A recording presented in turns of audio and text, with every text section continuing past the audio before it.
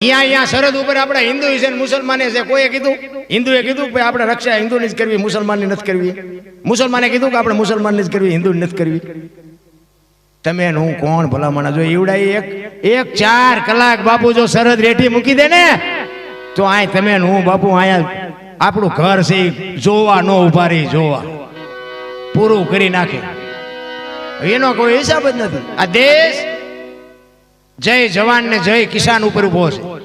એક ખેડૂત અને એક આપણા સૈનિકો બાપુ હું તો એમ કહું છું કે માતાજી ભગવાનનો દીવો અગરબત્તી કરતા હોય ને તારા બેને યાદ કરીને એકાદી અગરબત્તી કરજો કે મારા નાથ અમને શક્તિ આપજે કે આ દુનિયાની દેશની સેવા કરે છે આ ખેડૂતો પોતે અનાજ પકવીને આ દુનિયાને પૂરું કરે છે ખેડૂત માથે એટલો જુલમ છે અને સૈનિકો માથે એટલો જુલમ છે બોલો ઓલો ખેડૂત બિચારો આખો દી આમ ધંધો કરીને કોથળા જેવો થઈને આવ્યો હોય ને તો લાઈટ રાતે 2 વાગ્યા આપે બોલો હવે આ દીએ આપે શું આમના એમના દીકરા કુંવારા રે કોને કહેવા જાય અને એમાં રાતે બાપુ વાડીએ લાઈટ ના નાકા વાળતો હોય ને એ હવાર સુધીમાં તો બાપુ 5-7 વખત તો લાઈટ પાછી જાય પાણી ક્યાંય હોય મોટર ક્યાંય હોય અહીંયાથી ત્યાં અપડાઉન જ કરતો હોય બાપુ ઉઘાડા પગે અડધી રાતે પાવડા કંપે કરી અને આ દુનિયાને બાપુ અનાજ પકવી અને તમારા મારા ભાણામાં આવે